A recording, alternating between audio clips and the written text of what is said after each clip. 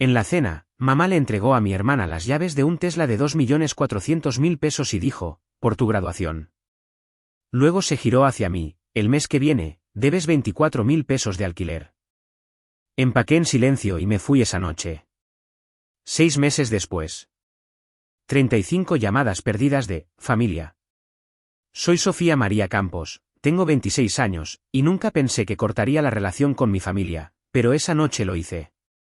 En nuestra mesa en Polanco, mamá deslizó una caja de terciopelo hacia mi hermana. La abrió, las llaves de un Tesla valorado en 2.400.000 pesos, relucientes como su sonrisa de superioridad. Por tu graduación, sonrió mamá, como si mi hermana Valeria, de 22 años, acabara de ganar un premio Nobel. Me quedé sentada, con el tenedor paralizado y el estómago revuelto. Había trabajado horas interminables como asistente de oficina, pagado las facturas de la familia e incluso llevado la contabilidad de papá cuando su negocio se derrumbó. ¿Y mi hermana? Tuvo la universidad gratis y, ahora, este coche. Entonces mamá se giró hacia mí, con la sonrisa desvanecida. Sofía, el mes que viene, debes 24.000 pesos de alquiler. Papá bebió su vino en silencio. Mi hermana jugueteaba con las llaves. Mi corazón latía con fuerza. No era solo injusto, era una traición. No discutí. Me levanté, la silla raspó el suelo y caminé hacia mi habitación. Con las manos temblorosas, preparé una maleta, el portátil, ropa, el teléfono. Agarré las llaves de mi viejo Honda y conduje hasta casa de mi mejor amiga, Ana. Ni una nota. Ni un adiós. El Tesla se burlaba de mí desde la entrada. ¿Y tú? Si tu familia te tratara así, ¿te quedarías o te irías? Comparte tu opinión en los comentarios. A la mañana siguiente, abrí mi portátil en el sofá de Ana, con el café frío a mi lado. No podía quitarme de la cabeza esa sensación persistente de la noche anterior. Esos extractos bancarios que había visto hacía meses mientras ayudaba a papá con su negocio inmobiliario. Había sido su contable no oficial durante años, cuadrando cuentas cuando sus negocios iban mal. Pagué facturas de servicios públicos, cubrí los libros de texto de Valeria e incluso contribuí a las reparaciones del coche de mamá. Pero esa exigencia de 24.000 pesos de alquiler se sintió como un cuchillo. Para ahondar más en la herida, inicié sesión en la antigua cuenta conjunta que había usado para el negocio de papá. Mi acceso seguía activo, probablemente porque pensó que nunca lo comprobaría. Revisé las transacciones, con el corazón acelerado. Ahí estaba, una retirada de 1 millón de pesos con fecha de hacía 3 años, cuando Valeria empezó en el TEC de Monterrey. Otros 400.000 un año después, y luego cantidades más pequeñas que sumaban casi 4 millones de pesos. Las fechas coincidían con los pagos de la matrícula de Valeria, su nuevo portátil, sus viajes de verano. Se me revolvió el estómago. No era solo favoritismo. Era un robo. Agarré mi teléfono y busqué a Jaime Pablo Benítez, el antiguo asesor financiero del abuelo Guillermo. Lo había conocido una vez, hacía años, cuando era una niña y acompañaba al abuelo a su oficina. Ahora estaba jubilado, pero su número todavía aparecía en la guía. Marqué, con las manos temblorosas. Jaime Benítez, respondió una voz tranquila. Hola, soy Sofía María Campos, la nieta de Guillermo Campos, dije, con la voz más firme de lo que me sentía. Necesito preguntar sobre algo que el abuelo preparó para mí. Una pausa. Sofía, esperaba tu llamada, dijo el señor Benítez. Tu abuelo te dejó un fondo fiduciario.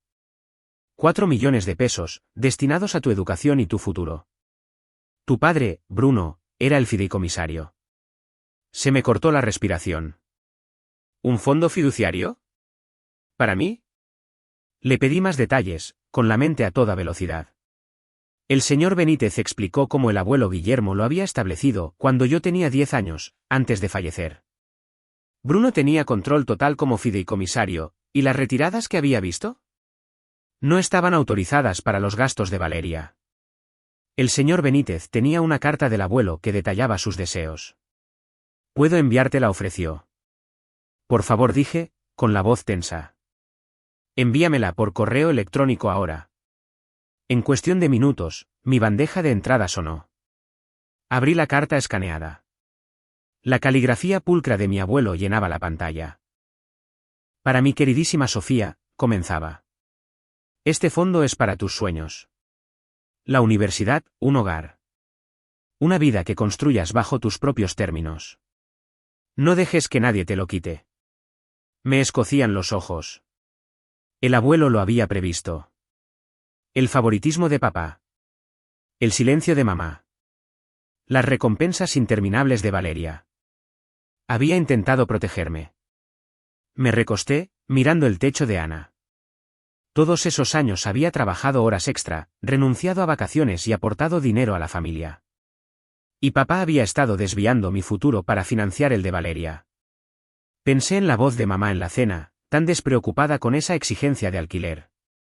¿Lo sabía? ¿Lo sabía Valeria? Mi teléfono vibró. Otro mensaje de mamá. Lo descarté. No iban a poder justificar esto. Ana entró con 2 tazas de café recién hecho. ¿Estás bien?, preguntó, sentándose a mi lado. No admití, mostrándole la carta. Papá cogió dinero que era mío. 4 millones de pesos. Sus ojos se abrieron de par en par. ¿Qué vas a hacer? Apreté la mandíbula. Averiguar cuánto cogió y hacer que me lo devuelva. Ana asintió, apretándome el hombro. Tú puedes con esto. Lo que necesites, aquí estoy.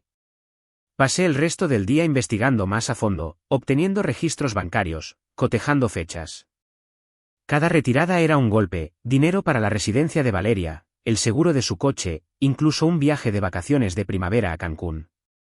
Mi dinero. El regalo de mi abuelo para mí. No solo estaba enfadada. Estaba harta de ser el felpudo de la familia. El señor Benítez prometió enviar más documentos, extractos de cuentas, pruebas de la mala gestión de Bruno. Le di las gracias, con voz firme. Esto no había terminado. Cerré el portátil, con mi determinación endureciéndose. Papá pensaba que me quedaría callada. Que seguiría haciendo el papel de la hija buena. Se equivocaba. Esa tarde, llamé al señor Benítez de nuevo. Mis manos estaban firmes ahora, pero mi corazón no. Necesitaba detalles, pruebas contundentes de lo que Bruno había hecho. Cuéntamelo todo sobre el fondo, dije, con voz firme. El señor Benítez no dudó. Tu abuelo estableció un fondo fiduciario de 4 millones de pesos para ti en 2008, cuando tenías 10 años. Dijo que era para tu educación, quizás una casa algún día. Bruno, como fideicomisario, tenía acceso, pero no derecho a redirigir los fondos. Me envió una carpeta de documentos, extractos bancarios, acuerdos del fideicomiso, todo sellado con la firma del abuelo Guillermo. Los registros mostraban retiradas, 1 millón de pesos para la matrícula de Valeria en el TEC de Monterrey en 2022, 400.000 para sus estudios en el extranjero en París, 200.000 para los pagos de su coche. Sumas más pequeñas cubrieron sus nuevos teléfonos, incluso un viaje de esquí el invierno pasado. Casi todo el fondo había desaparecido. Agarré mi teléfono, con los nudillos blancos. Bruno no solo había favorecido a Valeria, había borrado mi futuro para financiar el de ella. Había pasado años trabajando en turnos de noche, pagando facturas familiares, pensando que nos mantenía unidos. Había cubierto la compra cuando los negocios de papá fracasaban, ordenado su papeleo, incluso pagado los libros de texto de Valeria. Y esta era mi recompensa. Nada. Caminé de un lado a otro por el salón de Ana, con la ira creciendo. Usó mi dinero, le dije a Ana, golpeando los documentos sobre su mesa de centro. Cada céntimo que el abuelo me dejó fue para Valeria. Ana examinó los papeles, con el rostro pálido. Esto es asqueroso. Tu padre lo planeó. Asentí, con la mandíbula apretada. Y mamá nunca dijo una palabra. Dejó que sucediera. Me abrazó, con voz feroz. No te mereces esto, Sofía. Tienes que defenderte. Sus palabras encendieron un fuego en mí. Había sido la solucionadora de problemas de la familia, la que se quedaba callada, trabajaba duro y no pedía nada. Pero Bruno había cruzado una línea. El fondo del abuelo era mi oportunidad de tener un título, un hogar, una vida que me había ganado. No iba a dejar que se saliera con la suya. Pensé en Valeria conduciendo su Tesla, probablemente sin tener ni idea de dónde venía el dinero. ¿Lo sabía? ¿Le importaba? Los mensajes de mamá seguían llegando 3 más desde ayer, todos sin leer. No quería sus excusas. Quería justicia. Bruno pensó que me rendiría como siempre. Se equivocaba. Abrí mi portátil y busqué un abogado en la Ciudad de México. El nombre del licenciado Esteban Torres Vargas apareció, un especialista en fideicomisos y sucesiones con reputación de ganar casos difíciles. Su página web mostraba a un hombre de mirada aguda de unos 30 y tantos años que prometía hacer rendir cuentas a los fiduciarios. Las reseñas de los clientes lo llamaban implacable. Eso era lo que necesitaba. Marqué el número de su oficina, con el pulso ahora firme. Despacho de abogados Torres Vargas, respondió una mujer. Soy Sofía Campos, dije. Necesito hablar con el licenciado Esteban Torres sobre un fondo fiduciario que mi padre ha utilizado indebidamente. Me dio una cita para una consulta a la mañana siguiente. Colgué, con mi resolución sólida. Bruno había tomado lo que era mío, pero yo iba a recuperarlo. El fondo del abuelo no era solo dinero. Era su fe en mí. No iba a renunciar a eso. A la mañana siguiente, conduje hasta la oficina del licenciado Torres en el centro de la Ciudad de México. Su edificio era elegante, todo de cristal y ángulos agudos, pero apenas me di cuenta. Mi atención estaba en la carpeta que llevaba en el bolso, los documentos del señor Benítez, la prueba de la traición de Bruno. Entré en la oficina del licenciado Esteban Torres Vargas, con las manos firmes pero el corazón acelerado. El licenciado Torres me saludó, con un apretón de manos firme. Sofía Campos, ¿verdad? Cuénteme qué está pasando. Le expliqué todo, el fondo del abuelo, los 4 millones de pesos, las retiradas de Bruno para la matrícula, los viajes y el coche de Valeria. Le entregué los extractos bancarios y el acuerdo del fideicomiso. Mi padre usó mi dinero, dije, con voz fría. Lo quiero de vuelta. El licenciado Torres hojeó los documentos, con expresión perspicaz. Esto es una violación clara, dijo, reclinándose. Como fideicomisario, Bruno tenía el deber legal de administrar el fondo en su interés. ¿Redirigir fondos a su hermana sin su consentimiento? Eso es un incumplimiento del deber fiduciario. Podemos demandar por restitución, y quizás incluso por sanciones. Asentí, con mi resolución endureciéndose. ¿Qué tenemos que hacer? Esbozó el proceso, presentar una demanda, exigir una rendición de cuentas del fondo y solicitar una orden judicial para recuperar los fondos. Necesitaremos todos los documentos que tenga, dijo. Registros bancarios, el acuerdo del fideicomiso, cualquier cosa que demuestre las acciones de Bruno. Acepté, entregándole copias de todo lo que el señor Benítez me había enviado. El licenciado Torres prometió redactar la demanda y presentarla en cuestión de días. Esto no será rápido, advirtió. Pero tiene un caso sólido. De vuelta en casa de Ana, me sumergí en mi curso online de diseño gráfico. Había estado trabajando en un proyecto de logotipo para un cliente ficticio, ajustando fuentes y colores hasta altas horas de la noche. Me mantenía con los pies en la tierra, un recordatorio de que estaba construyendo algo para mí. Mi portátil sonó con correos electrónicos de mi profesora elogiando mi último trabajo. Tienes talento, Sofía, escribió. Sonreí por primera vez en días. Mi teléfono vibraba constantemente. 5 llamadas de mamá, 2 de Bruno, incluso una de Valeria. Las dejé pasar al buzón de voz. Los mensajes de mamá eran vagos, pidiéndome que volviera a casa a hablar. Los de Bruno eran más bruscos, exigiendo saber por qué estaba causando problemas. El de Valeria era solo su nombre, como si eso fuera suficiente para hacerme volver. Los borré todos. No tenían derecho a hacerme sentir culpable ahora. Ana se dio cuenta de que mi teléfono se iluminaba. No se rinden, dijo, sirviéndome té. Pueden intentarlo todo lo que quieran, respondí, con voz plana. He terminado con sus excusas. Ella sonrió. Esa es mi chica. No pierdas de vista el objetivo. Pasé la semana siguiente reuniendo más pruebas.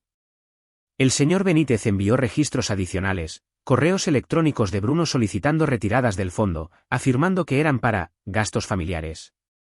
Cada correo electrónico era una mentira vinculada a la matrícula o los viajes de Valeria. Se lo reenvié al licenciado Torres, quien llamó para confirmar que había presentado la demanda. Estamos exigiendo la restitución completa, dijo.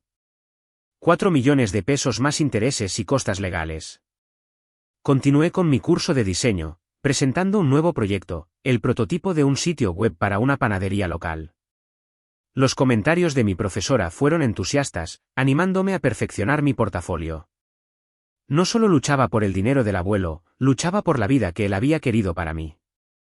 Por la noche, dibujaba ideas para mi futuro, quizás un negocio por cuenta propia, mi propio apartamento. Las acciones de Bruno me habían robado años, pero no iba a dejar que me robara mis sueños. Mi teléfono vibró de nuevo. Otra llamada de mamá. Lo silencié. Mi atención estaba en el correo del licenciado Torres que describía nuestros próximos pasos, presentación de pruebas, declaraciones, una fecha en el tribunal en unas pocas semanas. Bruno tendría que responder por lo que había hecho. No iba a dar marcha atrás. 3 semanas después, me senté en la sala del Tribunal de la Ciudad de México, con las manos fuertemente entrelazadas en mi regazo. La sala era austera, toda de paneles de madera y luces fluorescentes, pero mi atención estaba en el licenciado Torres, de pie en la mesa del demandante. Se ajustó la corbata, listo para presentar mi caso. Al otro lado del pasillo, Bruno estaba sentado con su abogado, su rostro una máscara de desafío. Mamá estaba a su lado, sus ojos se desviaban hacia mí. Valeria estaba ausente, probablemente demasiado ocupada con su Tesla. El licenciado Torres comenzó, con voz firme. Señoría, mi cliente, Sofía Campos, era la única beneficiaria de un fondo fiduciario de 4 millones de pesos establecido por su abuelo, Guillermo Campos, en 2008.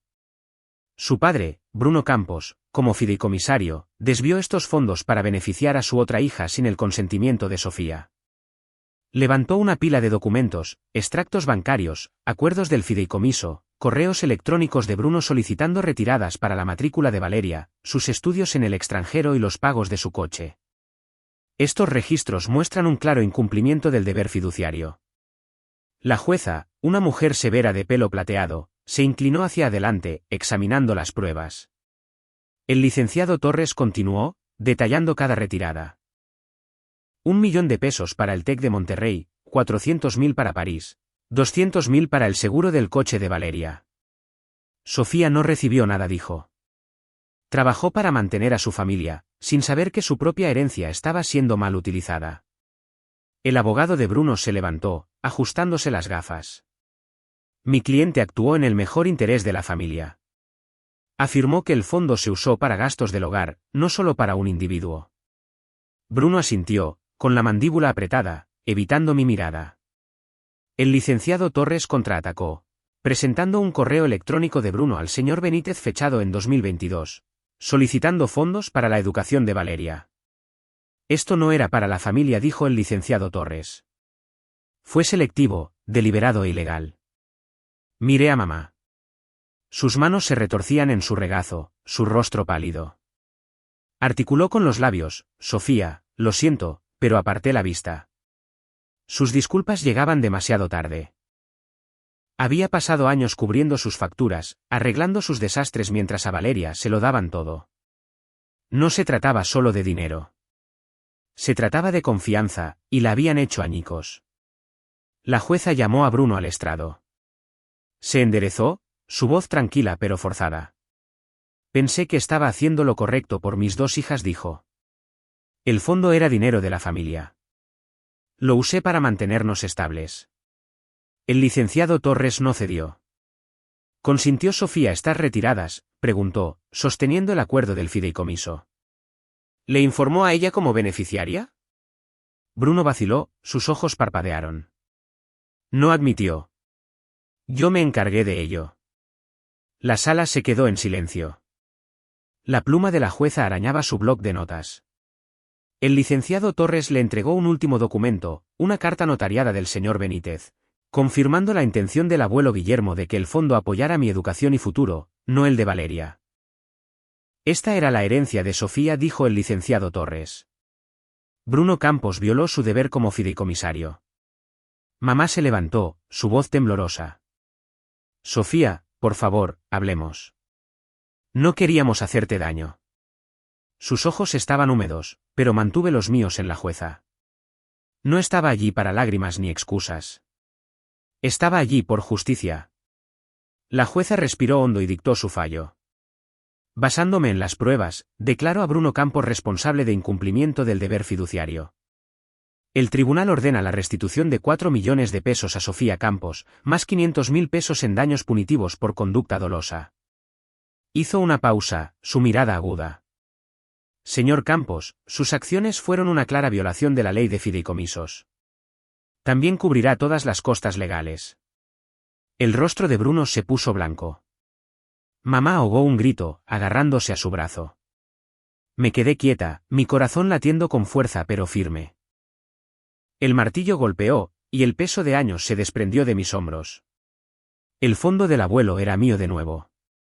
No solo el dinero, sino su fe en mí. El licenciado Torres se giró hacia mí, con una pequeña sonrisa en su rostro. Lo conseguimos, Sofía. Has ganado. Asentí, con voz baja. Gracias por todo. Al salir de la sala, mamá se acercó, con las manos extendidas.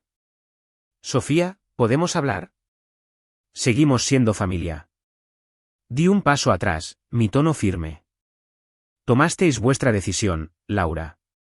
Todos lo hicisteis. Pasé a su lado, con la cabeza alta. Bruno gritó mi nombre, pero no me di la vuelta. Valeria ni siquiera se había presentado. Ya no eran mi familia. Fuera, Ana esperaba en su coche, con una amplia sonrisa cuando me vio. Lo has clavado, ¿verdad? Me van a devolver hasta el último céntimo, dije, subiendo al asiento del copiloto. Y más. Me chocó los 5. Esa es mi chica. ¿Y ahora qué? Miré por la ventana, el horizonte de la Ciudad de México nítido contra el cielo. Ahora, construyo mi vida. Bajo mis propios términos. La victoria no fue solo el dinero. Fue saber que había luchado por mí misma, por el legado del abuelo. Las mentiras de Bruno, el silencio de mamá, el privilegio de Valeria. Ya no podían tocarme. Era libre. Un mes después, firmé los papeles de mi nuevo apartamento en la colonia Condesa. Era pequeño, de un dormitorio con un balcón diminuto, pero era mío. Los 4 millones de pesos del fondo, más la sanción de 500.000, cubrieron la entrada y dejaron suficiente para empezar mi vida de nuevo. Me quedé en el salón vacío, con las llaves en la mano, sintiendo un orgullo silencioso. Esto era lo que el abuelo Guillermo había querido para mí, un lugar al que llamar hogar. Pasé la primera semana instalándome, pintando las paredes de un gris suave y desempacando cajas que Ana me había ayudado a traer de su casa. Insistió en cargar las más pesadas, bromeando con que su membresía del gimnasio finalmente estaba dando sus frutos. Este lugar es perfecto para ti, dijo, dejando una lámpara. Tiene tu rollo. Sencillo pero fuerte. Sonreí, agradecida por su presencia. No podría haber hecho esto sin ti. Me restó importancia con un gesto. Lo estás haciendo todo tú sola, Sofía. Yo solo soy la animadora. Con el apartamento listo, me dediqué de lleno al diseño gráfico como autónoma. Mi curso online había terminado y mi portafolio logotipos, prototipos de sitios web, proyectos de desarrollo de marca era lo suficientemente sólido como para empezar a buscar clientes. Creé un perfil en una plataforma para autónomos y, en cuestión de días, recibí un mensaje de Cristina López Mora, la dueña de una panadería local que necesitaba renovar su marca. Su correo electrónico era cálido pero directo: me encanta tu estilo. ¿Puedes diseñar un logotipo y un menú para mi tienda? Me reuní con Cristina en su panadería, un lugar acogedor llamado Dulce Refugio, lleno del olor a croissants recién hechos. Tenía unos 30 y tantos años, con ojos perspicaces y una risa rápida. Quiero algo moderno pero cálido, dijo, entregándome un café. ¿Crees que puedes encargarte? Por supuesto, dije, dibujando ideas en una servilleta. Conectamos al instante, intercambiando conceptos mientras comíamos pasteles. Al final de la reunión, me había contratado para el proyecto completo, logotipo, menús e incluso un sitio web. Era mi primer cliente real, y se sintió como si se abriera una puerta. De vuelta en casa, trabajé hasta tarde perfeccionando el logotipo de Cristina. Mi portátil brillaba en el apartamento silencioso, mis bocetos esparcidos por la mesa. Cada línea que dibujaba, cada color que elegía, se sentía como un paso hacia el futuro que el abuelo había imaginado. No solo estaba diseñando para Cristina, estaba construyendo una carrera, algo que nadie podía quitarme. Mi teléfono vibró, interrumpiendo mi concentración. La pantalla mostraba 35 llamadas perdidas, 20 de Laura, 10 de Bruno, 5 de Valeria. Llevaban semanas llamando, dejando mensajes de voz que no había escuchado. Los mensajes de Laura eran largos, suplicando una conversación. Los de Bruno eran secos, exigiéndome que dejara esta tontería. Los de Valeria eran cortos, solo su nombre, como si esperara que le devolviera la llamada. No lo hice. Habían tomado sus decisiones hacía años, priorizando la vida de Valeria sobre la mía. Ya no era su solucionadora de problemas. Ana vino a la noche siguiente, trayendo comida para llevar de un restaurante tailandés cercano. Nos sentamos en mi balcón, con las luces de la ciudad parpadeando abajo. «¿Tu familia sigue acribillándote el teléfono, preguntó, mirando mi pantalla. Sí, dije, removiendo mis fideos. 35 llamadas ya. No voy a contestar. Asintió, con expresión firme. Bien. No les debes nada. Me recosté, el aire nocturno fresco en mi rostro. Es extraño. Una parte de mí se pregunta qué querrán decir. Pero luego recuerdo que tuvieron años para decirlo. Ana levantó su vaso. Por los nuevos comienzos y por ti, que estás triunfando. Me reí, chocando mi vaso con el suyo. Por eso.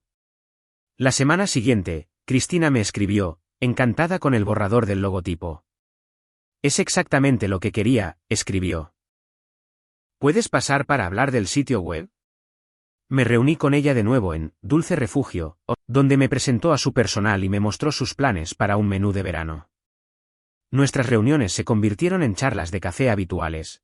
Sus historias sobre dirigir la panadería se mezclaban con mis ideas para su marca. No era solo una cliente, se estaba convirtiendo en una amiga. Mi trabajo como autónoma creció de manera constante. Otro cliente, una cafetería local, me contrató para el diseño de un póster. Luego, una organización sin fines de lucro me contactó para un paquete de desarrollo de marca. Monté un pequeño rincón de oficina en mi apartamento con un escritorio y un tablero de inspiración. Cada proyecto se sentía como un ladrillo en los cimientos de mi nueva vida. Las llamadas de mi familia no cesaron, pero se desvanecieron en un ruido de fondo. Bloqueé el número de Laura después de su 21ª llamada. Los mensajes de voz de Bruno se volvieron más furiosos, mencionándola a lealtad familiar. Las llamadas de Valeria se detuvieron después de la quinta, como si se hubiera rendido. No me importaba. Mi mundo estaba aquí ahora. Mi apartamento, mi trabajo, la risa de Ana, el aliento de Cristina. Había terminado de mirar atrás. 2 meses después, mi apartamento bullía de risas. Era mi 27º cumpleaños, y Ana había convertido mi salón en una zona de fiesta. Guirnaldas de luces colgaban sobre la puerta del balcón, una lista de reproducción de rock indie sonaba a través de un altavoz prestado, y un pastel de la panadería de Cristina tenía mi nombre escrito con una caligrafía elegante. Ana invitó a un puñado de amigos, algunos de su círculo de arte, otros que había conocido a través de mi trabajo como autónoma. Llenaron el espacio con charlas, tintineo de vasos e historias que me hicieron doler las mejillas de tanto sonreír. Cristina llegó con una bandeja de cupcakes, con una amplia sonrisa. Estos son por cuenta de la casa, dijo, dejándolos en la encimera de mi cocina. Eres oficialmente mi cliente favorita. Me reí, entregándole un refresco. Solo porque pago a tiempo. Ella guiñó un ojo. Eso, y porque haces que mi panadería se vea bien. La noche se sintió ligera, como si el peso del último año finalmente se hubiera levantado. Ana hizo un brindis, su vaso brillando bajo las luces. Por Sofía, dijo, por construir una vida que es toda suya. Todos vitorearon, y sentí una calidez que no había conocido en años. Estas personas, amigos que me eligieron no por obligación, sino porque me veían, eran mi nueva familia. Bailamos, Comimos demasiado pastel e intercambiamos historias hasta la medianoche. Cristina nos contó sobre su primer intento fallido de hacer pan, y Ana confesó haberse teñido accidentalmente el pelo de verde en la universidad. Yo compartí cómo una vez pasé una noche entera rediseñando un logotipo, solo para darme cuenta de que el cliente quería una paleta de colores diferente. Después de que todos se fueran, limpié el apartamento de nuevo en silencio. Ana se quedó para ayudar, apilando platos en el fregadero. Parecías feliz esta noche, dijo, fregando un tenedor. Realmente feliz. Lo estoy, admití, por primera vez en mucho tiempo. Me abrazó, su voz suave. Te lo mereces. Sola más tarde, saqué la carta del abuelo Guillermo de un cajón. No la había mirado desde que el señor Benítez me la envió, pero esta noche parecía el momento adecuado. Desdoblé el papel gastado, su caligrafía firme, un recordatorio de su amor. Había escrito sobre creer en mi fuerza, instándome a forjar mi propio camino. Eres suficiente, había dicho. Esas palabras resonaban de manera diferente ahora. No se trataba solo del fondo, se trataba de mí, valiéndome por mí misma. Guardé la carta, con el corazón firme. El abuelo había visto en quién podía convertirme mucho antes que yo. A la mañana siguiente, Cristina me envió un mensaje pidiéndome que pasara por Dulce Refugio, para revisar sus nuevos diseños de menú. Caminé por las calles de la Ciudad de México, el aire primaveral cálido y fresco. Su panadería estaba concurrida, clientes haciendo cola para comprar café y pasteles. Me hizo una seña para que fuera a una mesa en la esquina, extendiendo prototipos impresos. Estos son perfectos, dijo, señalando las líneas limpias y los colores suaves. Estás haciendo que mi negocio brille. Sonreí, hinchada de orgullo. Solo hago lo que amo. Mi trabajo como autónoma prosperaba. Había conseguido 2 clientes más, un estudio de yoga y una librería local, ambos encantados con mi portafolio. El rincón de oficina de mi apartamento era ahora un espacio de trabajo adecuado con un segundo monitor y una estantería de libros de diseño. Cada proyecto se sentía como un paso hacia la vida que el abuelo había querido para mí, una vida que estaba construyendo ladrillo a ladrillo. Había oído rumores sobre Bruno a través de un conocido mutuo en la librería. Su negocio inmobiliario se estaba desmoronando. Los clientes se habían retirado después de que la noticia de la demanda se extendiera por la unida comunidad empresarial de la Ciudad de México. Nadie confiaba en un hombre que había malversado la herencia de su hija. Había perdido negocios, su espacio de oficina, incluso su reputación. Una parte de mí sintió una chispa de lástima, pero se desvaneció rápidamente. Había elegido a Valeria por encima de mí durante años. Esta era su consecuencia. Valeria, me enteré, se había mudado a Monterrey.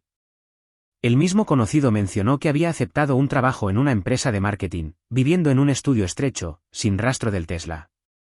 Estaba empezando de nuevo, igual que yo. Pero no me interesaba saber más. Su vida era suya ahora, y la mía era mía. Mi teléfono había dejado de vibrar hacía semanas. Las 35 llamadas perdidas fueron las últimas.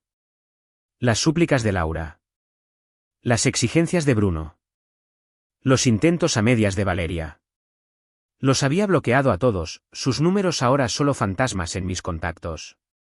Un último correo electrónico de Laura llegó la semana pasada, pidiendo una última oportunidad para explicar. Lo borré sin leerlo. Tuvieron años para elegirme, para verme. No tenían derecho a reescribir la historia ahora. Ana pasó esa tarde, trayendo un cuaderno de bocetos para un nuevo proyecto que estábamos ideando, un mural para un centro comunitario. Nos extendimos en mi balcón, dibujando bajo la luz que se desvanecía. ¿Piensas en ellos alguna vez?, preguntó, su lápiz deteniéndose. A veces, dije, sombreando una esquina del diseño, pero no como antes. Ya no son mi historia. Asintió, su sonrisa tranquila. Estás escribiendo una mejor.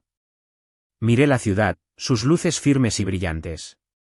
Esta era mi vida ahora, mi apartamento, mi trabajo, mis amigos, mis decisiones. La carta del abuelo tenía razón. Yo era suficiente. Cortar la relación con Bruno, Laura y Valeria no fue solo cerrar una puerta. Fue abrir un mundo donde yo definía mi propio valor. Me había elegido a mí misma, Y esa fue la decisión correcta. Gracias por ver este vídeo. No olvides darle me gusta y suscribirte al canal de Secretos Revelados para no perderte las últimas historias emocionantes.